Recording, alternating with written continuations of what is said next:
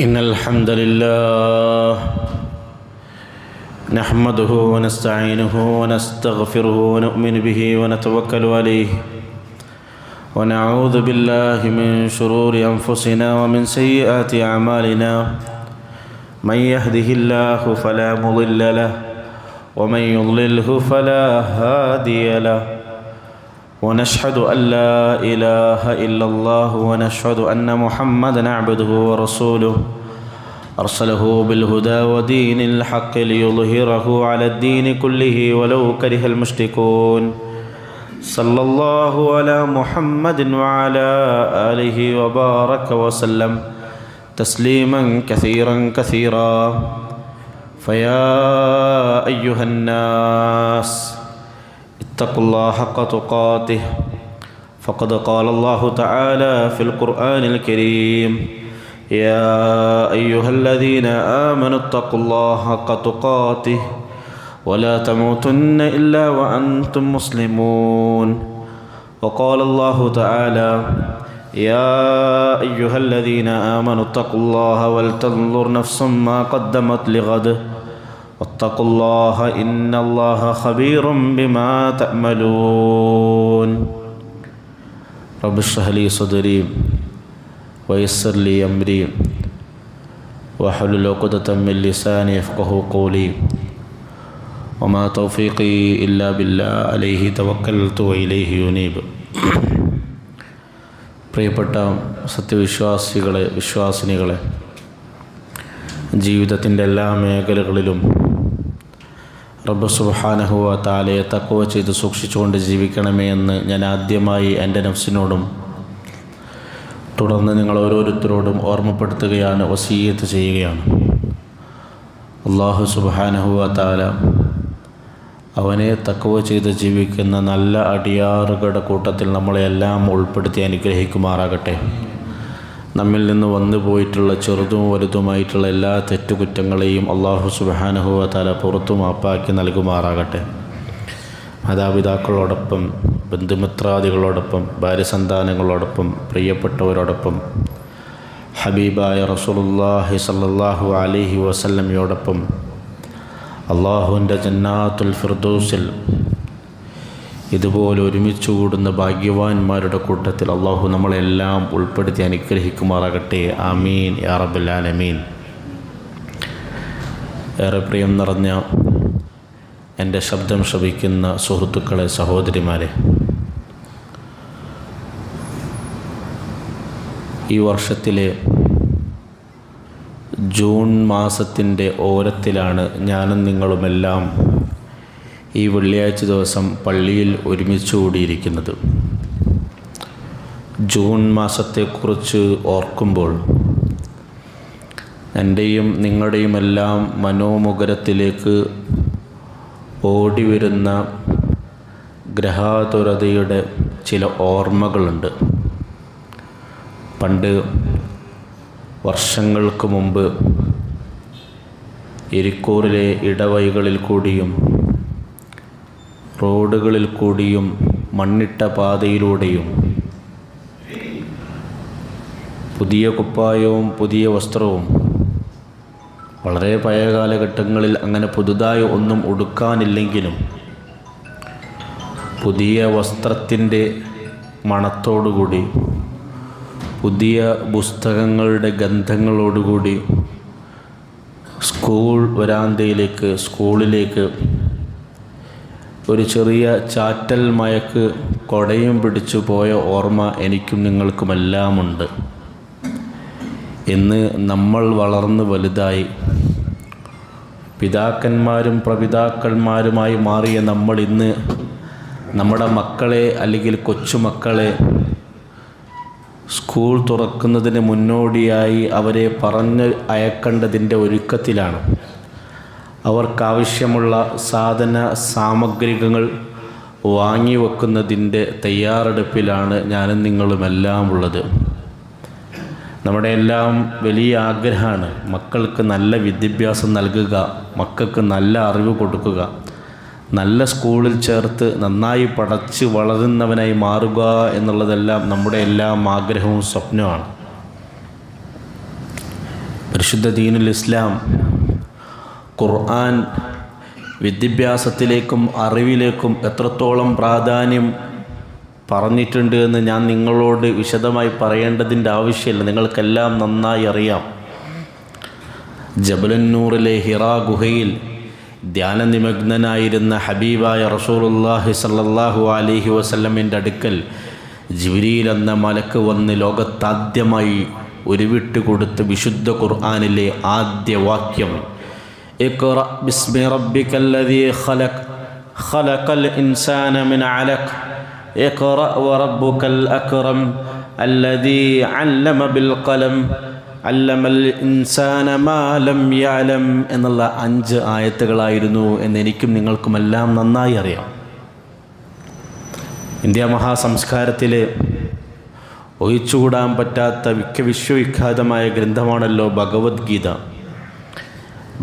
ഭഗവത്ഗീതയിൽ ഗീത ആരംഭിക്കുന്നത് കൗരവപ്പടയിലെ പ്രധാനിയായ ദ്രോണാചാര്യരെ വധിക്കാൻ മടിച്ചു നിൽക്കുന്ന അർജുനനോട്, അർജുന മടിക്കേണ്ടതില്ല, ദ്രോണാചാര്യർ നിൻ്റെ ആചാര്യനാണെങ്കിലും യുദ്ധക്കളത്തിൽ അത് നോക്കി നിൽക്കാൻ സാധിക്കുകയില്ല എന്ന ശ്രീകൃഷ്ണൻ്റെ ഉപദേശത്തോടു കൂടിയാണ് ഗീത എന്ന് പറയുന്ന ഇന്ത്യ മഹാസംസ്കാരത്തിൻ്റെ ഒഴിച്ചുകൂടാൻ പറ്റാത്ത ഗീത ആരംഭിക്കുന്നത്. ഒരു മരത്തിൻ്റെ മുകളിൽ പരസ്പരം സല്ലപിച്ചു കൊണ്ടിരിക്കുന്ന 2 ഇണക്കുരുവികളെ ലക്ഷ്യമാക്കിക്കൊണ്ട് അമ്പെയ്യാൻ ഒരുങ്ങി നിൽക്കുന്ന ഒരു വേട്ടക്കാരനോട് നോക്കി മാനിഷാദ എന്ന് പറഞ്ഞുകൊണ്ടാണ് വ്യാസമഹർഷിയുടെ മഹാഭാരതം ആരംഭിക്കുന്നത്. In the beginning the God created heavens and earth's. ആദിയിൽ ദൈവം സ്വർഗത്തെയും ഭൂമിയെയും സൃഷ്ടിച്ചു എന്ന് പറഞ്ഞുകൊണ്ടാണ് ബൈബിൾ ആരംഭിക്കുന്നത്. ലോകത്തിലെ വലിയ അറിയപ്പെട്ട വേദഗ്രന്ഥങ്ങളെന്ന് പറയപ്പെടുന്ന ഈ ഗ്രന്ഥങ്ങളെല്ലാം ആരംഭിക്കുന്ന ആരംഭത്തിൽ നിന്ന് പരിപൂർണമായും വ്യതിരക്തമായി കൊണ്ടാണ് ഖുർആൻ ആരംഭിക്കേണ്ടത്. വായിക്കുക, കൊല്ലാൻ പറഞ്ഞുകൊണ്ടല്ല, അള്ളാഹു മനുഷ്യരെ സൃഷ്ടിച്ചതിനെപ്പറ്റി സംസാരിച്ചുകൊണ്ടല്ല, മറിച്ച് വായിക്കുക എന്ന് പറഞ്ഞുകൊണ്ട് ആരംഭിച്ച അള്ളാഹുവിൻ്റെ കലാം, അള്ളാഹുവിൻ്റെ സംസാരം. അറിവ് നേടാനുള്ള, മനുഷ്യ പുരോഗതിയിലെത്താനുള്ള ഒരു മനുഷ്യൻ്റെ ഏറ്റവും പ്രധാനമായ മാർഗം അത് വായനയാണ്, പഠനമാണ്. ആ വായനയിലേക്കും പഠനത്തിലേക്കും മനുഷ്യരെ വഴിതെളിയിക്കുന്ന ഖുർആൻ. ആ 5 ആയത്തിൽ അള്ളാഹു എന്താണ് പറഞ്ഞത്? നിങ്ങൾക്കറിയാതെ നിങ്ങൾക്ക് പഠിപ്പിച്ച, പേന കൊണ്ട് നിങ്ങളെ എഴുതാൻ പഠിപ്പിച്ച, അലക്ക് എന്ന് പറയുന്ന ഉമ്മാൻ്റെ ഗർഭാശയത്തിൽ ഒട്ടി നിൽക്കുന്ന കേവലം ഒരു ഇറക്കിച്ച് കഷ്ണത്തിൽ നിന്ന് മനുഷ്യനെ സൃഷ്ടിച്ച, മനുഷ്യന് ആവശ്യമായതെല്ലാം സംവിധാനിച്ച അത്യുദാരനായ അള്ളാഹുവിൻ്റെ നാമത്തിൽ നീ വായിക്കുക എന്ന് പറഞ്ഞുകൊണ്ടാണ് സൂറത്തുൽ അലക്ക് ആരംഭിച്ചത്. വിശുദ്ധ ഖുർആനിൽ പേന എന്ന് പേരുള്ളൊരു സൂറത്തുണ്ട്, സൂറത്തുൽ ഖലം.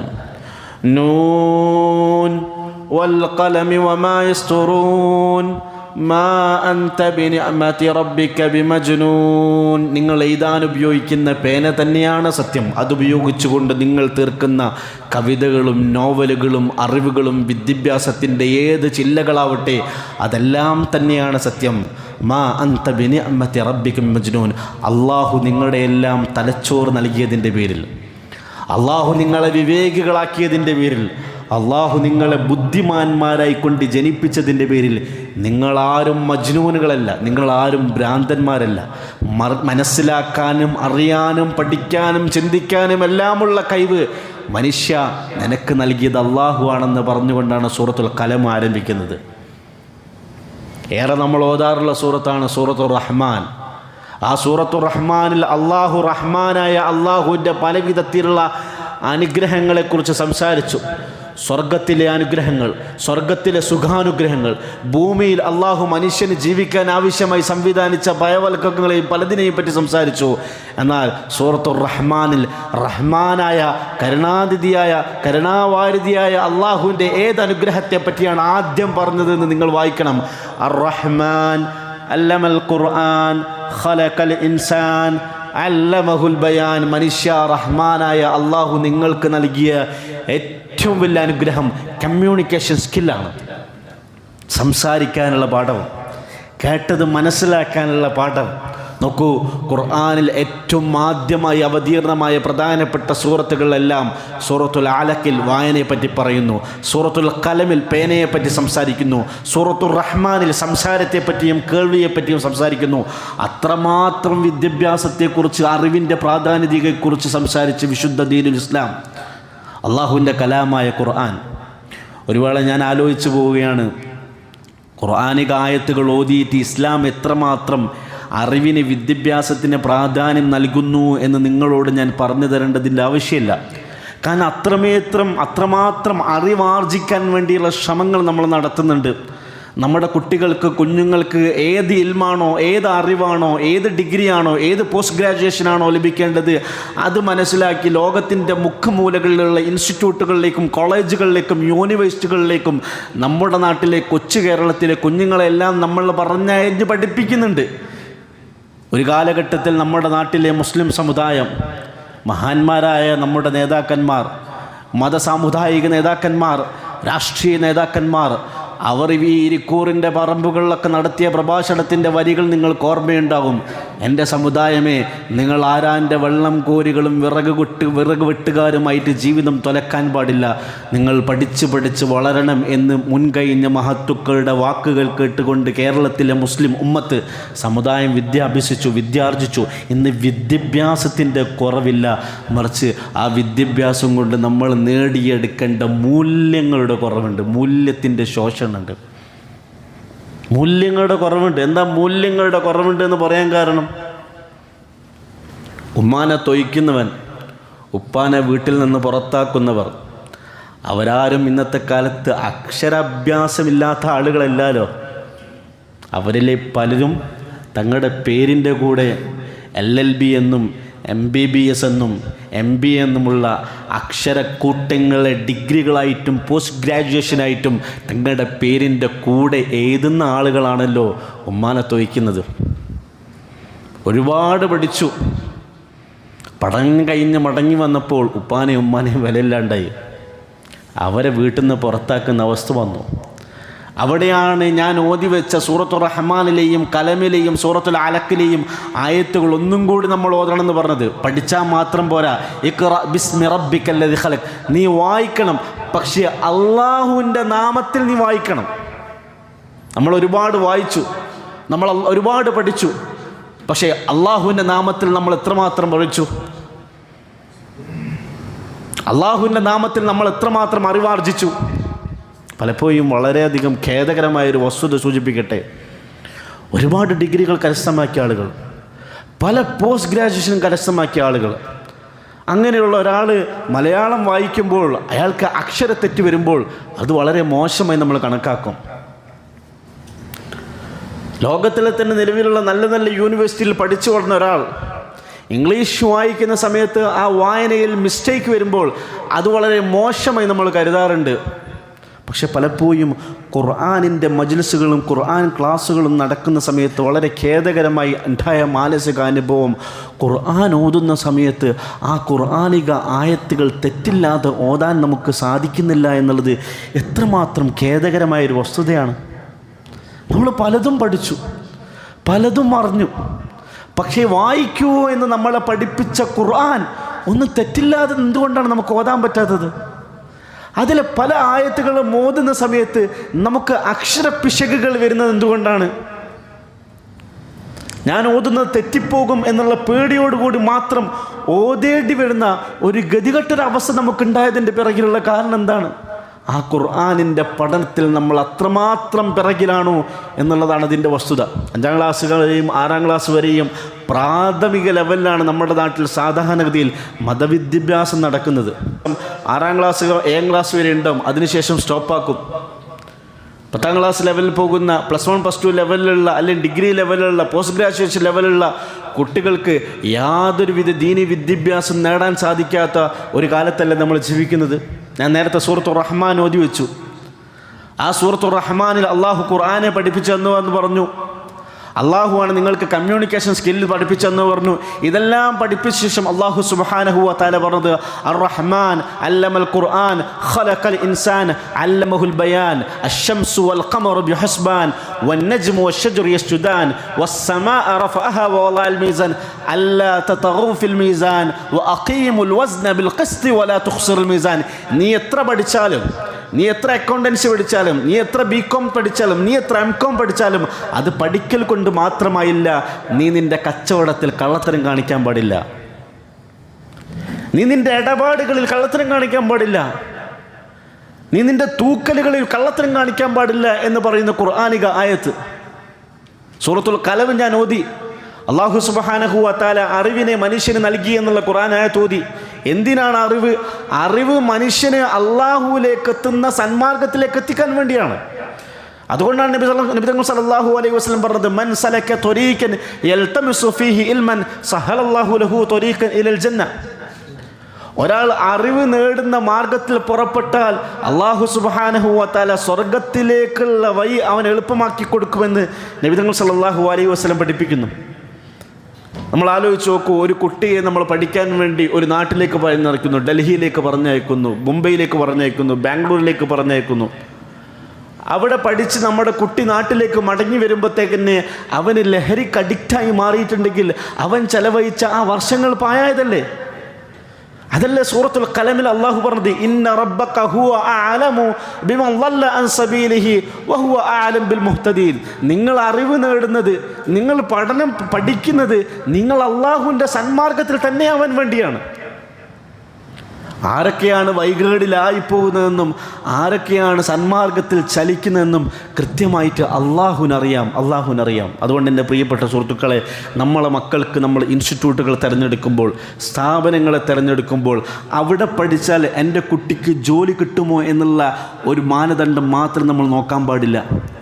അവിടെയുള്ള കോളേജിൻ്റെ ഇൻഫ്രാസ്ട്രക്ചറുകൾ അടിപൊളിയാണോ എന്ന് മാത്രം നമ്മൾ നോക്കിയാൽ പോരാ. അവിടെ ഫീസ് കുറവുണ്ടോ എന്ന് മാത്രം നമ്മൾ നോക്കിയാൽ പോരാ. അല്ലെങ്കിൽ അവിടെ പഠിച്ചു കഴിഞ്ഞ ഉടനെ തന്നെ ക്യാമ്പസ് സെലക്ഷൻ വഴി ലോകത്തുള്ള നല്ല നല്ല MNCകളിലേക്ക് എൻ്റെ മകന് ജോലി കിട്ടുകയും അവിടെ ആർക്കവും ഏക്കവുമുള്ള സാലറി എൻ്റെ മകനിക്ക് കിട്ടുമോ എന്നൊരു മാനദണ്ഡം മാത്രം പാരൻസുകളായി നമ്മൾ നോക്കിയാൽ പോരാ. മറിച്ച് ആ ഇൻസ്റ്റിറ്റ്യൂട്ടിൽ, ആ കോളേജിൽ പഠിച്ചാൽ എൻ്റെ മകൻ, എൻ്റെ മകൾ, അവൾ എന്നോട് സ്നേഹമുള്ള മകളായിട്ടാണ് മടങ്ങി വരിക. ആ നാട്ടിൽ പോയി പഠിച്ചാൽ എൻ്റെ മകളുടെ, എൻ്റെ മകൻ്റെ ജീവിതത്തിൽ ദീനിൽ വല്ല അപാകതയും സംഭവിച്ചു പോകുമോ എന്നുള്ള ചിന്ത നമുക്കുണ്ടാവണം. ഇന്ന് ദുൽഹിജ്ജ മാസത്തിലെ 11-ാം ദിനമാണ്, അയ്യാമു തശ്രീഖിൻ്റെ ദിവസമാണ്. ഇന്നലെയും ഇന്നുമായിട്ട് നമ്മൾ സംസാരിക്കുന്ന മഹാനായ ഇബ്രാഹിം അലൈഹിസ്സലാമിനെ കുറിച്ചാണ്. ഇബ്രാഹിം അലൈഹിസ്സലാം തൻ്റെ ഭാര്യയായ ഹാജറിനെയും ഇസ്മായിൽ അലൈഹിസ്സലാമിനെയും ആരുമില്ലാത്തൊരു ചെടി പോലുമില്ലാത്ത മക്കത്ത് ഉപേക്ഷിച്ചു പോയി. മക്കത്തുപേക്ഷിച്ചുകൊണ്ട് അള്ളാഹുവിൻ്റെ കൽപ്പന പ്രകാരം മടങ്ങി വരുമ്പോൾ ഒരു വലിയ മണൽത്തിട്ടയുടെ മുകളിൽ കയറി നിന്നുകൊണ്ട് ഇബ്രാഹിം അലൈഹിസ്സലാം ചെയ്തൊരു ദുആ കഴിഞ്ഞ ആഴ്ചകളിലൊക്കെ നമ്മൾ സൂചിപ്പിക്കുകയുണ്ടായി. റബ്ബനാ ഇന്നി അസ്കൻതു മിൻ ദുരിയതി ബിവാദിൻ ഗൈരി ദീ സർഅൻ ഇൻദ ബൈതികൽ മുഹറം റബ്ബനാ ലിയുഖീമുസ് സ്വലാത ഫജഅൽ അഫ്ഇദതൻ മിനൻ നാസി തഹ്വീ ഇലൈഹിം വർസുഖ്ഹും മിനസ് സമറാത്തി ലഅല്ലഹും യഷ്കുറൂൻ. അല്ലാഹുവേ, നിൻ്റെ കൽപ്പന പ്രകാരം ഒരു ചെടി പോലും വളരാത്തൊരു മരുഭൂമിയിൽ ഞാനിതാ എൻ്റെ ഭാര്യയെയും എൻ്റെ കുഞ്ഞിനെയും ആക്കി പോവുകയാണ്. ആ ദുആയിൽ ഇബ്രാഹിം അലൈഹിസ്സലാം പറയുന്നൊരു പോയിൻ്റ് ഉണ്ട്, ഇന്ദ ബൈതിക്കൽ മുഹറം. അല്ലാഹുവേ, ആരുമില്ലാത്ത ഈ മരുഭൂമിയിലാണ് അവരെ ആക്കി പോകുന്നതെങ്കിലും എനിക്ക് സമാധാനമുണ്ട്, എനിക്ക് പ്രതീക്ഷയുണ്ട്. കാരണം ഇന്ദ ബൈതിക്കൽ മുഹറം, നിന്നെ ആരാധിക്കാൻ വേണ്ടി ലോകത്താദ്യമായി നിർമ്മിക്കപ്പെട്ട കാബാലയത്തിൻ്റെ ചാരത്താണ് ഞാൻ അവരെ ആക്കി പോകുന്നത്. റബ്ബനാ ലിയുഖീമുസ്സലാ, അള്ളാഹുവേ, ഞാൻ ഈ മക്ക എന്ന് പറയുന്ന പുണ്യഭൂമിയിൽ ഇവരെ ആക്കിയിട്ട് പോയിട്ടുണ്ടെങ്കിൽ ലിയുഖീമുസ്സലാ, അവർ നമസ്കാരം നിർവഹിക്കുന്നവരായിരിക്കും. അപ്പം നമ്മുടെ മക്കളെ ഒരു ഇൻസ്റ്റിറ്റ്യൂട്ടിൽ, ഒരു കോളേജിലേക്ക് നമ്മൾ പറഞ്ഞയക്കുമ്പോൾ നമ്മൾ ഏറ്റവും പ്രധാനത്തോടു കൂടി ചിന്തിക്കേണ്ടത്, അവിടെ അവൻ പഠിക്കാൻ അവിടെ ആയിട്ടുണ്ടെങ്കിൽ അവിടെ അവൻ്റെ കോളേജിൻ്റെ സാഹചര്യത്തിൽ, ഹോസ്റ്റൽ സാഹചര്യത്തിൽ അവൻ കള്ളിൻ്റെ അഡിക്റ്റായി മാറുമോ എന്ന് നമ്മൾ ഭയപ്പെടേണ്ടതുണ്ട്. അവന് നിസ്കാരം നഷ്ടപ്പെട്ടു പോകുമോ എന്ന് നമ്മൾ ഭയപ്പെടേണ്ടതുണ്ട്, ആലോചിക്കേണ്ടതുണ്ട്. ഇബ്രാഹിം അലൈഹിസ്സലാം പറഞ്ഞതുപോലെ ഒരു ചെടിയോ ഒരു പുല്ലോ ഒന്നും മുളക്കാത്ത മരുഭൂമിയാണെങ്കിലും കുഴപ്പമില്ല. ഇന്ദ ബൈത്തിക്കൽ മുഹറം, അള്ളാഹുവിൻ്റെ പവിത്രമായ മക്കത്താണല്ലോ എന്ന ഓർമ്മ നമ്മുടെ മക്കളെ ഒരു ഇൻസ്റ്റിറ്റ്യൂട്ടിൽ പറഞ്ഞയക്കുന്ന സമയത്ത് നമുക്കുണ്ടാവണം. ഏത് ഇൻസ്റ്റിറ്റ്യൂട്ടിലാണ് നമ്മൾ പറഞ്ഞയക്കുന്നെങ്കിലും അവിടെ വെച്ച് അവൻ്റെ ദീനിൽ ശോഷണം സംഭവിച്ചു പോകാൻ പാടില്ല എന്നൊരു ശ്രദ്ധ നമുക്കുണ്ടാവണം. നബിതങ്ങൾ സല്ലല്ലാഹു അലൈഹി വസല്ലം മക്കളുടെ തർബിയത്തിൽ പഠിപ്പിക്കുന്ന ഏറ്റവും ഉന്നതമായൊരു തത്വമുണ്ട്. ഏറ്റവും ഉന്നതമായ തത്വം, കുല്ലു മൗലൂദിൻ യൂലദു അലൽ ഫിത്ര ഫഅബവാഹു യുഹവ്വിദാനിഹി ഔ യുനസ്സിറാനിഹി ഔ യുമജ്ജിസാനിഹി. 3 അറകൾ കൊണ്ട് മൂടപ്പെട്ട ഗർഭാശയത്തിൽ നമ്മുടെ കുഞ്ഞിനെ, നമ്മുടെ മകളെ, നമ്മുടെ മകനെ നിക്ഷേപിച്ചത് അള്ളാഹുവാണ്. 10 മാസക്കാലം ഉമ്മാൻ്റെ ഗർഭാശയത്തിൽ അതിനെ സംരക്ഷിച്ചതും അള്ളാഹുവാണ്. യൂലദു അലൽ ഫിത്ര, 10 മാസങ്ങൾക്ക് ശേഷം ഉമ്മാൻ്റെ ഗർഭപാത്രത്തിൽ നിന്ന് ആ കുഞ്ഞ് പുറത്തേക്ക് വരുമ്പോൾ ആ കുഞ്ഞ് മാലാഖക്ക് തുല്യമാണ്. അള്ളാഹു ഏറ്റവും ഉന്നതമായ പ്രകൃതത്തിൽ, ഫിത്രത്തിലാണ് ആ കുഞ്ഞിനെ ജനിപ്പിച്ചത്. മാലാഖക്ക് തുല്യം, മലക്കുകൾക്ക് തുല്യം എന്ന് വേണമെങ്കിൽ പറയാം. അങ്ങനെയുള്ള കുഞ്ഞുങ്ങളെ ആരാണ് മോശമാക്കുന്നത്? അങ്ങനെയുള്ള കുഞ്ഞുങ്ങളെ ആരാണ് ലഹരിക്ക് അഡിക്റ്റാക്കുന്നത്? അങ്ങനെയുള്ള കുഞ്ഞുങ്ങളെ ആരാണ് അധാർമികതയുടെ വഴിയിലേക്ക് എത്തിക്കുന്നത്? അത് അവരുടെ മാതാപിതാക്കളാണ്. ഫഅബവാഹു യുഹവ്വിദാനിഹി, അവൻ്റെ മാതാപിതാക്കളാണ് അവനെ ജൂതനാക്കുന്നത്, അവനെ ക്രിസ്ത്യാനിയാക്കുന്നത്, അവനെ തീനി ആരാധിക്കുന്ന ആളുകളാക്കുന്നത്, അവനെ ലഹരിക്ക് അഡിക്റ്റാക്കുന്നത് അവൻ്റെ മാതാപിതാക്കളാണ്. അവനെ വൃത്തികേടിലേക്ക് എത്തിക്കുന്നത് അവൻ്റെ മാതാപിതാക്കളാണ്. അങ്ങനെ അവരെത്തിയിട്ടുണ്ടെങ്കിൽ ഏതോ ഒരു ഭാഗത്ത്, ഏതോ ഒരു മേഖലയിൽ ആ മാതാപിതാക്കൾക്ക് മിസ്റ്റേക്ക് പറ്റിയിട്ടുണ്ടെന്ന് മനസ്സിലാക്കണം. എവിടെയാണ് ആ മിസ്റ്റേക്ക് പറ്റുന്നത്? കഴിഞ്ഞ ദിവസം സൂറത്തുൽ യൂസുഫ് ഒരുപാട് ഓതുകയുണ്ടായി. നിങ്ങളെല്ലാവരും സൂറത്തുൽ യൂസുഫ് അതിൻ്റെ ആയമറിഞ്ഞുകൊണ്ട്, അതിൻ്റെ അർത്ഥം അറിഞ്ഞുകൊണ്ട്, ഓരോ ആയത്തുകളും ചിന്തിച്ചുകൊണ്ട് ഒന്ന് ഓതാൻ ശ്രമിക്കണം. വിശുദ്ധ ഖുർആനിലെ തന്നെ ഏറ്റവും നല്ല കഥ എന്ന് പറഞ്ഞുകൊണ്ടാണല്ലോ സൂറത്തുൽ യൂസുഫ് ആരംഭിക്കുന്നത്. നഹ്നു നഖുസ്സു അലൈക അഹ്സനൽ ഖസസി ബിമാ ഔഹൈനാ ഇലൈക ഹാദൽ ഖുർആൻ വഇൻ കുൻത മിൻ ഖബ്ലിഹി ലമിനൽ ഗാഫിലീൻ. ഏറ്റവും നല്ല കഥ എന്ന് പറഞ്ഞുകൊണ്ടാണ് സൂറത്തുൽ യൂസുഫ് ആ കഥയെ തന്നെ പരിചയപ്പെടുത്തുന്നത്. അതിൽ യൂസുഫ് എന്ന് പറയുന്ന മകനും യാക്കൂബ് എന്ന് പറയുന്ന ഉപ്പയും തമ്മിലുള്ള അഭേദ്യമായ ബന്ധം പറഞ്ഞുകൊണ്ടാണല്ലോ ആ കഥ ആരംഭിക്കുന്നത്. ഇദ് ഖാല യൂസുഫു ലി അബീഹി യാ അബതി ഇന്നി റഅയ്തു അഹദ അശറ കൗകബൻ വശംസ വൽ ഖമറ റഅയ്തുഹും ലി സാജിദീൻ. ആ ആയത്തിൻ്റെ ആയങ്ങളിലേക്ക് ഇറങ്ങി നമ്മളൊന്ന് ചിന്തിക്കേണ്ടതുണ്ട്. സാധാരണഗതിയിൽ നമ്മുടെ നാട്ടിലൊക്കെ ഉണ്ടാകുന്നൊരു പ്രശ്നമുണ്ട്. ചില ഉപ്പമാർ ദുഃഖത്തോടുകൂടി, വിഷമത്തോടുകൂടി പറയും, ഞാൻ എൻ്റെ മകളെ പൊന്നുപോലെ നോക്കി, അവൾക്കാവശ്യമുള്ളതെല്ലാം ഞാൻ വാങ്ങിക്കൊടുത്തു, എനിക്കൊടുക്കം എനിക്കോ അവളുടെ ഉമ്മാക്കോ തീരെ ഇഷ്ടമില്ലാത്ത, അവൾക്ക് തീരെ യോജിക്കാത്ത സ്വഭാവം കൊണ്ടോ പെരുമാറ്റം കൊണ്ടോ സാമ്പത്തിക ശേഷി കൊണ്ടോ കുടുംബം കൊണ്ടോ ഒട്ടും തന്നെ അവൾക്കൊട്ടും യോജിക്കാത്ത ഒരു ചെറുപ്പക്കാരൻ്റെ കൂടെ അവൾ ഇറങ്ങിപ്പോയി. ഞാൻ അവളെ പിറകിൽ നിന്ന് ഒരുപാട് വിളിച്ചു. എത്ര സംഭവങ്ങളാണ് കോടതിയുടെ മുറ്റത്ത് നമ്മൾ പോലും സാക്ഷിയാകുന്നത്. അത്തരം കേസുകളിലൊക്കെ ഞാൻ പലപ്പോഴും പറയാറുള്ളത്, ആ പെൺകുട്ടിയുടെ ഭാഗത്ത് തെറ്റ് പറ്റിയിട്ടുണ്ട്, പക്ഷേ ആ പെൺകുട്ടിയുടെ ഭാഗത്ത് തെറ്റ് പറ്റിയതിനേക്കാൾ വലിയൊരു തെറ്റ് ആ മാതാപിതാക്കൾക്ക് പറ്റിയിട്ടുണ്ട്. ചില മക്കൾ ലഹരിക്ക് അഡിക്റ്റായി മാറും. ഉപ്പ ദുഃഖത്തോടു കൂടി പറയും, ഞാൻ അവനെല്ലാം കൊടുത്തു, അവന് നല്ല വിദ്യാഭ്യാസം കൊടുത്തു, ഞാൻ മദ്രസയിൽ അയച്ച് പഠിപ്പിച്ചു, അതാണല്ലോ പറയും, ഞാൻ അവന് ഖുർആൻ പഠിപ്പിച്ചു, മദ്രസയിലൊക്കെ അയച്ച് പഠിപ്പിച്ചു, ദീനിയായ അറിവെല്ലാം കൊടുത്തു, അവനാവശ്യമായതെല്ലാം വാങ്ങിക്കൊടുത്തു, പക്ഷേ അവനിപ്പോൾ ലഹരിക്ക് അഡിക്റ്റായിപ്പോയി. ആ അഡിക്റ്റായിട്ട് അവൻ എന്നോടും അവൻ്റെ ഉമ്മാനോടും കാട്ടിക്കൂട്ടുന്നത് ഉസ്താദൊന്ന് കാണണം എന്ന് വളരെ ദുഃഖത്തോടു കൂടി പല മാതാപിതാക്കളും പരാതി പറയും. ആ മകന് തെറ്റ് പറ്റിയിട്ടുണ്ട്, പക്ഷേ അതിനേക്കാൾ വലിയൊരു തെറ്റ് മാതാപിതാക്കൾക്ക് പറ്റിയിട്ടുണ്ട്. അതെവിടെയാണ്? ഒരു പെൺകുട്ടി ഒരു ചെറുപ്പക്കാരനെ ഇഷ്ടപ്പെടുന്നത് അവൾക്ക് മാനസികമായ ഹാപ്പിനെസ്, സന്തോഷം കിട്ടാൻ വേണ്ടിയാണ്, അവളുടെ ദുഃഖങ്ങൾ പങ്കുവെക്കാൻ വേണ്ടിയാണ്, അവൾക്കൊരു കെയർ കിട്ടാൻ വേണ്ടിയാണ്.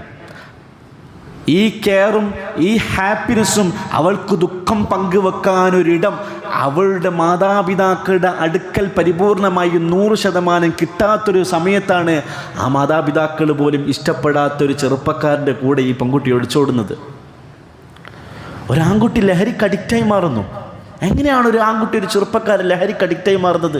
അവന് പലതരത്തിലുള്ള മാനസികമായുള്ള ടെൻഷനുണ്ട്, ഡിപ്രഷനുണ്ട്.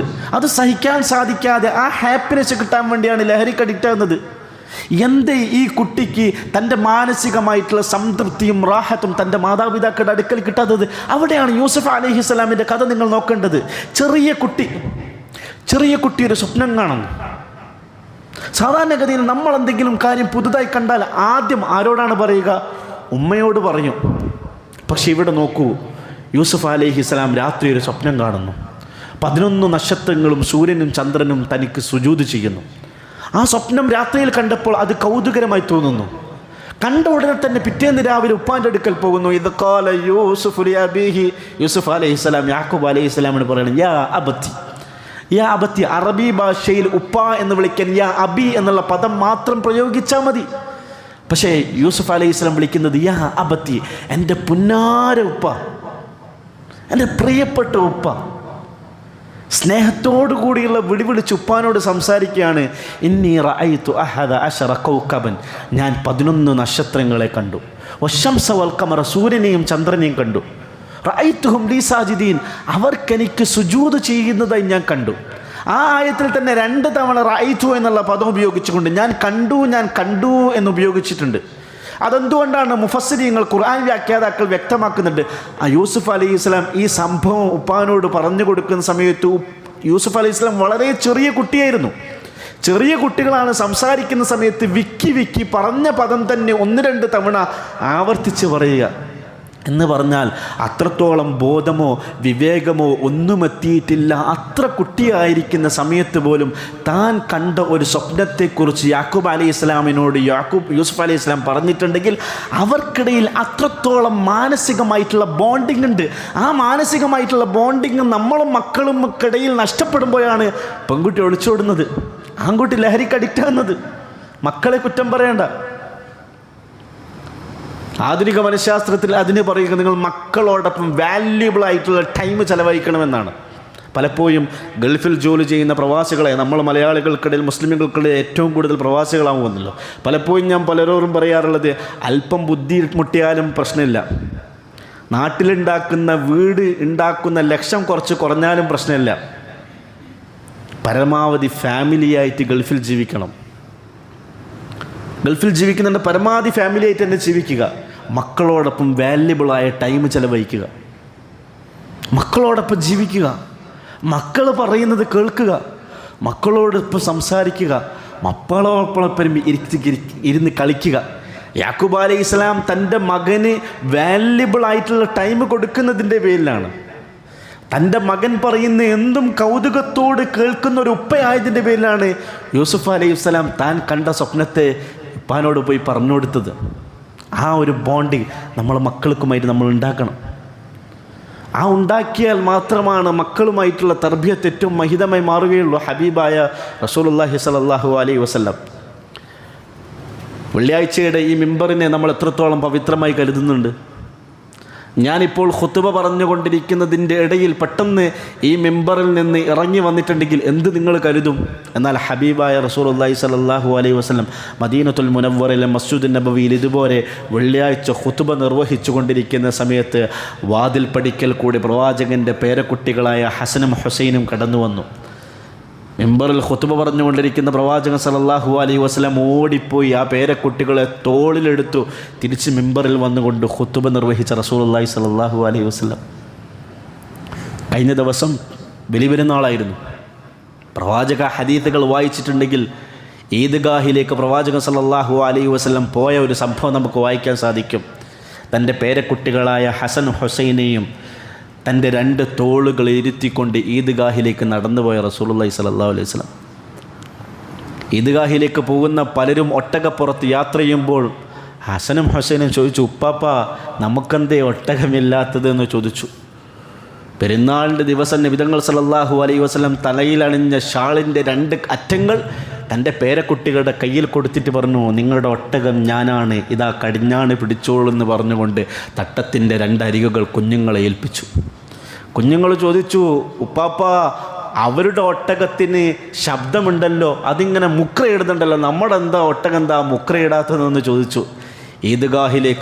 ഈദ്ഗാഹിൽ പോയിട്ട് ഒരു ഖതീബായി, പ്രവാചകനായി, നബിയായി, മദീനയിലെ ഭരണാധികാരിയായി പ്രസംഗം നടത്തേണ്ട പ്രവാചകൻ സല്ലല്ലാഹു അലൈഹി വസല്ലം പേരക്കുട്ടികളെയും തോളിലിരുത്തിയിട്ട് ഷാള് കുഞ്ഞുങ്ങളുടെ കയ്യിൽ പിടിപ്പിച്ചിട്ട് ഒരൊട്ടകം മുക്രയിടുന്നത് പോലെ ശബ്ദമുണ്ടാക്കിക്കൊണ്ട് ഈദ്ഗാഹിലേക്ക് നടന്നുപോയി എന്ന് റസൂലുള്ളാഹി സല്ലല്ലാഹു അലൈഹി വസല്ലമയുടെ ജീവിതം പഠിപ്പിക്കുന്നത് മക്കളപ്പുറവും പേരമക്കളപ്പുറവും നമ്മൾ ചെലവഴിക്കേണ്ട വാല്യുബിളായിട്ടുള്ള ടൈമിനെയാണ് നമ്മൾ പഠിപ്പിക്കുന്നത്. സാധാരണഗതി നമുക്ക് പ്രഷർ ഉണ്ടാകുന്ന, ദേഷ്യം ഉണ്ടാകുന്ന ഒരു സമയമാണ് നമ്മൾ നിസ്കരിക്കുന്ന നിസ്കാരപ്പായയിലേക്ക് മക്കൾ കയറി വന്നാൽ ദേഷ്യം പിടിക്കും. ദേഷ്യം കാരണം നമ്മൾ മകനെ അടിക്കും. റൂമിലേക്ക് കുഞ്ഞിനെ പറഞ്ഞയച്ച ഭാര്യയോട് നമ്മൾ ദേഷ്യപ്പെടും. കുട്ടിയാണെങ്കിൽ മോളോട് നമ്മൾ ഫയറാവും. എനിക്ക് തീരെ ബുദ്ധിയില്ല, ഞാൻ നിസ്കരിക്കല്ലേ, ഞാൻ നിസ്കരിക്കുന്ന സമയത്താണോ പേരക്കുട്ടിയെ റൂമിലേക്ക് പറഞ്ഞയച്ചത് എന്ന് പറഞ്ഞ് നമ്മൾ മകളോട് ചൂടാകും. എന്നാൽ നബി തങ്ങൾ സല്ലല്ലാഹു അലൈഹി വസല്ലമയുടെ രാത്രികാലങ്ങളിലെ തഹജ്ജുദ് നമസ്കാരത്തെ പറ്റിയുള്ള ഹദീസുകൾ പരിശോധിച്ച് നോക്കിയാൽ ചില രാത്രി നമസ്കാരങ്ങൾ നബി തങ്ങൾ സല്ലല്ലാഹു അലൈഹി വസല്ലം തഹജ്ജുദ് നമസ്കരിക്കുമ്പോൾ പ്രവാചകൻ്റെ പേരക്കുട്ടികളായ ഹസനും ഹുസൈനും രാത്രി എഴുന്നേറ്റ് പൊട്ടിച്ച് കരയും. കുഞ്ഞുങ്ങളാണല്ലോ, രാത്രി ഇടയ്ക്കിടയ്ക്ക് എഴുന്നേൽക്കുമല്ലോ. അലി റളിയല്ലാഹു അൻഹുവിൻ്റെയും ഫാത്തിമ റളിയല്ലാഹു അൻഹുവിൻ്റെയും കുഞ്ഞായ ഹസൻ റളിയല്ലാഹു അൻഹുവിനൊക്കെ നബി തങ്ങൾ സല്ലല്ലാഹു അലൈഹി വസല്ലം കയ്യിൽ പിടിച്ചുകൊണ്ട് രാത്രി തഹജ്ജുദ് നമസ്കാരം നമസ്കരിക്കുകയായിരുന്നു. ഓതിയിട്ട് റുക്കൂവിലേക്ക് പോകുന്ന സമയത്ത് കുഞ്ഞിനെ നിലത്ത് വെക്കും. സുജൂദിലേക്ക് പോകുമ്പോൾ കുഞ്ഞിനെ നിലത്ത് വെക്കും. സുജൂദെല്ലാം പൂർത്തിയാക്കി വീണ്ടും ഖിയാമിലേക്ക് വരുമ്പോൾ തൻ്റെ കുഞ്ഞിനെയും മാറോടണച്ചുകൊണ്ട് എഴുന്നേറ്റ് വരുന്ന ഹബീബായ റസൂലുള്ളാഹി സ്വല്ലല്ലാഹു അലൈഹി വസല്ലം നമ്മുടെ ജീവിതത്തിൽ പഠിപ്പിക്കുന്ന ഏറ്റവും വലിയ പാഠം മക്കളുമായിട്ട് അഭേദ്യമായ മാനസികമായിട്ടുള്ള ബോണ്ടിങ് ഉണ്ടാക്കുക, ബന്ധമുണ്ടാക്കുക എന്നുള്ള. ആ ബന്ധമുണ്ടായിക്കഴിഞ്ഞാൽ മകൾക്കൊരു ചെറുപ്പക്കാരനോട് ഇഷ്ടം തോന്നിയാലും ആ മകൾ ആദ്യമായി പറയുക ഉപ്പയായ നമ്മളോടായിരിക്കും. മകന് ഒരു നിമിഷത്തിൽ ലഹരി ഉപയോഗിക്കണം, MDMA എന്ന് ടെസ്റ്റ് ചെയ്ത് നോക്കണം എന്ന് മനസ്സിൽ താല്പര്യമുണ്ടാകുന്ന നിമിഷത്തിൽ മകൻ ആദ്യമായി അത് വന്ന് പറയുക ഉപ്പയായ നമ്മളോടായിരിക്കും. ആ രീതിയിലുള്ളൊരു മാനസികമായ ബോണ്ടിങ് ഉണ്ടാക്കാനാണ് ഖുർആൻ പഠിപ്പിക്കുന്നത്, ഹബീബായ റസൂലുള്ളാഹി സ്വല്ലല്ലാഹു അലൈഹി വസല്ലം ജീവിതം പഠിപ്പിക്കുന്നത്. ഇവിടെ കുഞ്ഞുങ്ങളെല്ലാം വിദ്യാഭ്യാസ സ്ഥാപനങ്ങളിൽ ചേർക്കുന്ന സമയത്ത് ഒരു കാര്യം കൂടി വളരെ പ്രധാനത്തോടു കൂടി സൂചിപ്പിക്കുകയാണ്. മക്കളെ ചേർക്കുന്ന സമയത്ത് പലപ്പോഴും നമ്മൾ ശ്രദ്ധിക്കാറുള്ളത് മക്കളുടെ വിദ്യാഭ്യാസം നമുക്കൊരു ഇൻവെസ്റ്റ്മെൻറ്റാണ്. അവന് നല്ല വിദ്യാഭ്യാസം കൊടുത്താൽ നല്ലൊരു ജോലി കിട്ടും, നല്ലൊരു ശമ്പളം കിട്ടും. നല്ലൊരു ശമ്പളം കിട്ടിയിട്ടുണ്ടെങ്കിൽ അവൻ്റെ ജീവിതം സേഫാകും. അതോടൊപ്പം തന്നെ അവൻ്റെ ഉപ്പയായ നമ്മുടെ ജീവിതവും സേഫാകും എന്ന് നോക്കിയാണ് മക്കളെ പലതരത്തിലുള്ള വിദ്യാഭ്യാസ സ്ഥാപനങ്ങളിലേക്കും കോഴ്സുകളിലേക്കും നമ്മൾ അയക്കുക. എൻ്റെ പ്രിയമുള്ളവരോട് എനിക്ക് ചോദിക്കാനുള്ളൊരു ചോദ്യം, മക്കളെ വിദ്യാഭ്യാസ സ്ഥാപനം നമ്മൾ തിരഞ്ഞെടുക്കുന്ന സമയത്ത് എൻ്റെ ഖബറിൽ ഉപകാരപ്പെടുന്നൊരു വിദ്യാഭ്യാസം അവന് കൊടുക്കാം എന്ന് നമ്മൾ ചിന്തിക്കാറുണ്ടോ? എൻ്റെ ആഖിറത്തിൽ ഉപകാരപ്പെടുന്ന ഒരറിവ് അവന് നൽകാം എന്ന് നമ്മൾ ചിന്തിക്കാറുണ്ടോ? അങ്ങനെ നമ്മൾ ചിന്തിക്കേണ്ടതുണ്ട്, ആലോചിക്കേണ്ടതുണ്ട്. ഹബീബായ റസൂൽ സല്ലല്ലാഹു അലൈഹി വസല്ലം പഠിപ്പിച്ചുള്ള ഒരു മനുഷ്യൻ മരിച്ചു കഴിഞ്ഞാൽ അവൻ്റെ എല്ലാ അമലുകളും നിശ്ചയമായി പോകും. അവന് പിന്നീട് ഉപകാരപ്പെടുക 3 കാര്യങ്ങളാണ്. അതിന് നബി തങ്ങൾ സല്ലല്ലാഹു അലൈഹി വസല്ലം എണ്ണിയത് വലദുൻ സാലിഹുൻ യദ്ഉ ലഹു, മരിച്ചു കഴിഞ്ഞാലും അവന് വേണ്ടി ദുആ ചെയ്യുന്ന മകൻ.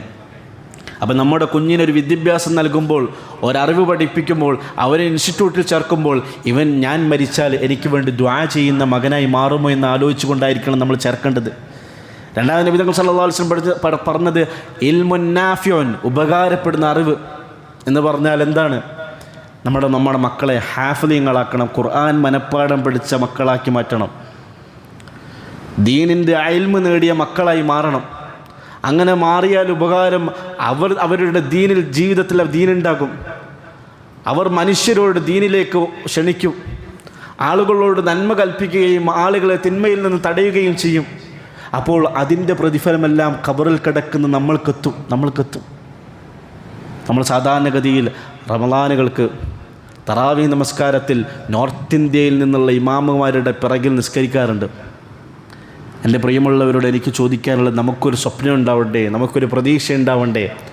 ഖുർആൻ മുഴുവൻ ഹാഫിളായ എൻ്റെ മകൻ്റെ പിറകിൽ നിന്നുകൊണ്ട് എനിക്ക് നിസ്കരിക്കാൻ സാധിക്കണം എന്നൊരു സ്വപ്നം നമുക്കുണ്ടാവണ്ടേ? സാധാരണഗതിയിൽ നമ്മളെ മക്കൾക്ക് വിദ്യാഭ്യാസമൊക്കെ കൊടുക്കുമ്പോൾ നമ്മൾ ആഗ്രഹിക്കും അവൻ പഠിച്ചു വളർന്നായി വലിയൊരു കമ്പനി തുടങ്ങിയാൽ ആ കമ്പനിയിൽ അവനിരിക്കുന്ന MD ഓഫീസിൻ്റെ ചെയറിൽ എനിക്കൊന്ന് കയറിയിരിക്കണം എന്ന് നമ്മൾ സ്വപ്നം കാണാറുണ്ട്. അതുപോലെ എൻ്റെ മകൻ തറാവിഹിന് മുമ്പിൽ ഇമാമ നിന്നുകൊണ്ട് അതിൻ്റെ പിറകിൽ മാമുവുമായി നിന്ന് ഖുർആനോത്ത് എനിക്ക് കേൾക്കണം എന്നൊരു മാനസികമായിട്ടുള്ള സ്വപ്നം നമുക്കുണ്ടാവേണ്ടേ? ഹബീബായ റസൂലുള്ളാഹി സ്വല്ലല്ലാഹു അലൈഹി വസല്ലം പറയുന്നൊരു ഹദീസുണ്ട്, മൻ ഖറഅൽ ഖുർആന വതഅല്ലമ വഅമില ബിഹി. ഒരാൾ ഖുർആൻ പഠിച്ചു, ഖുർആൻ മനപ്പാടാക്കി, അതനുസരിച്ച് അമൽ ചെയ്താൽ നാളെ ഖിയാമത്ത് നാളിൽ ഉൽബിസ വാലിദാഹു താജൻ യൗമൽ ഖിയാമ, ഖിയാമത്ത് നാളിൽ അവൻ്റെ മാതാപിതാക്കൾക്ക് പ്രകാശത്തിനാലുള്ളൊരു കിരീടം അണിയിക്കപ്പെടും. ലൗഹു മിസ്ല ശംസ്, ആ കിരീടത്തിൻ്റെ പ്രകാശം സൂര്യനെ കണക്കായിരിക്കും, സൂര്യൻ്റെ പ്രകാശം പോലുള്ള പ്രകാശമുള്ളൊരു കിരീടം. വഉൽബിസ വാലിദാഹു ഹുല്ലതൈൻ, ആ മാതാപിതാക്കൾക്ക് 2 വസ്ത്രം ധരിപ്പിക്കപ്പെടും. ലാ യഖൂമാന ലഹു അദ്ദുനിയ, ദുനിയാവ് പോലും ആ 2 വസ്തുക്കൾക്ക് സമമാവൂല. ദുനിയാവിൽ എന്തൊക്കെയുണ്ട്, ദുനിയാവിലുള്ള ഒരു വസ്തുവും ആ വസ്ത്രങ്ങൾക്ക് തുല്യമാകൂല. അങ്ങനെ തുല്യമാവാത്ത രീതിയിലുള്ള വസ്ത്രവും കിരീടവും ഖുർആൻ മനപ്പാഠം ഖുർആൻ പഠിച്ച ഒരാളുടെ മാതാപിതാക്കൾക്ക് അണിയിക്കപ്പെടും. ആ മാതാപിതാക്കൾ ചോദിക്കും, ബിമ കുസീന ഹാദ, എന്തുകൊണ്ടാണ് ഞങ്ങൾക്കിത് അണിയിക്കപ്പെട്ടത് എന്ന് ചോദിക്കും. മലക്കുകൾ അവരോട് പറയും, ബി അഖദി വലദിക്കുമാ അൽ ഖുർആൻ, നിങ്ങളുടെ മകൾ ഖുർആൻ പഠിച്ചതിൻ്റെ പേരിലാണ്, ഖുർആൻ പഠിച്ചതിൻ്റെ പേരിലാണ് നിങ്ങൾക്ക് ഈ പ്രതിഫലം ലഭിച്ചത്. മക്കൾ ചെയ്തതിൻ്റെ പ്രതിഫലം മാതാപിതാക്കൾക്ക് ലഭിക്കുന്നു. പലപ്പോഴും നമ്മൾ പേടിച്ച് എൻ്റെ മകനെ ഞാൻ ഖുർആൻ പഠിക്കാൻ പറഞ്ഞയച്ചാൽ, എൻ്റെ മകനെ ആലിമാവാൻ ഞാൻ പറഞ്ഞയച്ചാൽ അവന് പിന്നെ ദുനിയാവിൽ എങ്ങനെയാണ് ജീവിക്കുക? അവന് നല്ല ജോലി കിട്ടുമോ? അവന് സാമ്പത്തിക റാഹത്തോടു കൂടി ജീവിക്കാൻ സാധിക്കുമോ എന്നൊക്കെ നമ്മൾ ഭയപ്പെടാറുണ്ട്. അങ്ങനെ ഭയപ്പെടുന്നുണ്ടെങ്കിൽ നമ്മൾ ആദ്യം ചോദിക്കേണ്ട ഒരു ചോദ്യം, റിസ്ക് നൽകുന്നത് നമ്മളാണോ അതല്ല അള്ളാഹു ആണോ? നമുക്ക് കഴിക്കാനുള്ള റിസ്ക് നമ്മളാണോ ഉണ്ടാക്കിയത്, അത് അള്ളാഹു ആണോ? അള്ളാഹു ആണ് നൽകിയത് എന്ന് ഈമാൻ കൊണ്ട് മനസ്സുറച്ചുകൊണ്ട് നമ്മൾ വിശ്വസിക്കുന്നുണ്ടെങ്കിൽ നമ്മൾ അറിയണം, അള്ളാഹു റിസ്ക് കൊടുക്കും, അള്ളാഹു റിസ്ക് കൊടുക്കും. ഖുർആൻ പഠിക്കുന്നവൻ, ഖുർആനിൻ്റെ അറിവ് നേടുന്ന ആലിമ്യങ്ങൾ, അവർ നബിമാരുടെ അനന്തരാവകാശികളാണ്. നിങ്ങൾ ആലോചിച്ച് നോക്കൂ, ഇരിക്കൂറിലെ ഒരു സമ്പന്നനായ ഒരു മനുഷ്യൻ, ആ മനുഷ്യൻ്റെ അനന്തരാവകാശ സ്വത്ത്, അയാളുടെ സ്വത്തുകൾ വീതം വെക്കുന്നുണ്ട്. മക്കൾക്കല്ല, ആവശ്യമുള്ളവർക്കെല്ലാം വീതം വെച്ച് കൊടുക്കും. ആവശ്യമുള്ള ആളുകളൊക്കെ വന്നോളി എന്ന് പറഞ്ഞാൽ നമ്മളെല്ലാം പോകൂലേ? നബി തങ്ങൾ സല്ലല്ലാഹു അലൈഹി വസല്ലം പറയുന്നൊരു ഹദീത്ത് ഉണ്ട്, അൽ ഉലമാ വറസത്തുൽ അംബിയാ ലം യുവരിസു ദീനാറ വല ദിർഹമ. ഹബീബായ റസൂലുള്ളാഹി സല്ലല്ലാഹു അലൈഹി വസല്ലമയുടെ മൂസ അലൈഹിസ്സലാം, ഈസാ അലൈഹിസ്സലാം, ഇബ്രാഹിം അലൈഹിസ്സലാം പോലെയുള്ള ലക്ഷക്കണക്കിന് വരുന്ന നബിമാർ, ആ നബിമാർ ദുനിയാവിൽ ബാക്കി വെച്ച് പോയിട്ടുള്ള അവരുടെ അനന്തരാവകാശ സ്വത്താണ് ദീനുൽ ഇസ്ലാമിൻ്റെ ഇൽമ്, ഖുർആനിൻ്റെ ഇൽമ്, ഹദീസിൻ്റെ ഇൽമ്. ആ ഖുർആനിൻ്റെയും ഹദീസിൻ്റെയും ഇൽമുകൾ നേടുന്ന മക്കളാക്കി നമ്മളെ മക്കളെ മാറ്റണം. 3 ആൺമക്കളുള്ളവർ ഒരു മകനെയെങ്കിലും ഖുർആൻ ഹാഫിളാക്കണം. 3 ആൺമക്കളുള്ളവർ ഒരു മകനെയെങ്കിലും ഖുർആനിൻ്റെ ഹദീസിൻ്റെ ഇൽമ് നേടിയ മക്കളായി മാറണം. ആ മകൻ നമ്മുടെ കുടുംബത്തിൽ പ്രകാശം പരത്തും. ആ മകൻ നമ്മുടെ നാളെ ഖബറിൽ നമുക്ക് പ്രകാശമായി മാറും. ആ മകൻ നാളെ ആഖിറത്തിൽ നമ്മുടെ മാശറയിൽ നമുക്ക് ശുപാർശ ചെയ്യുന്നവനായി മാറും. നാളെ നമ്മൾ മയ്യത്തായി കൊണ്ട് കിടക്കുമ്പോൾ നമ്മുടെ ചാരത്ത് നിന്നുകൊണ്ട് അല്ലാഹുമ്മ ഗ്ഫിർ ലഹു വർഹംഹു എന്ന് പറയാൻ യോഗ്യനായ ഒരു മകൻ നമുക്കുണ്ടാവണം എന്നുള്ള പ്രതീക്ഷ, സ്വപ്നം നമുക്കുണ്ടാവണം. ആ രീതിയിൽ മക്കളെ ഭൗതിക വിദ്യാഭ്യാസം പഠിപ്പിക്കുന്നവരാണെങ്കിൽ അതോടൊപ്പം തന്നെ മതവിദ്യാഭ്യാസവും പഠിപ്പിക്കുന്ന, അതോടൊപ്പം തന്നെ പൂർണ്ണമായിട്ടും ഖുർആൻ ഹാഫിളാക്കുന്ന, ഈ ഖുർആനിൻ്റെയും ഹദീസിൻ്റെയും ഇൽമ പഠിച്ച ആലിമ്യങ്ങളാക്കി കൂടി നമ്മൾ വളർത്താൻ ശ്രമിക്കണം. അല്ലാഹു സുബ്ഹാനഹു വ തആല കാര്യം മനസ്സിലാക്കാൻ നമുക്കൊക്കെ തൗഫീഖ് പ്രദാനം ചെയ്യുമാറാകട്ടെ.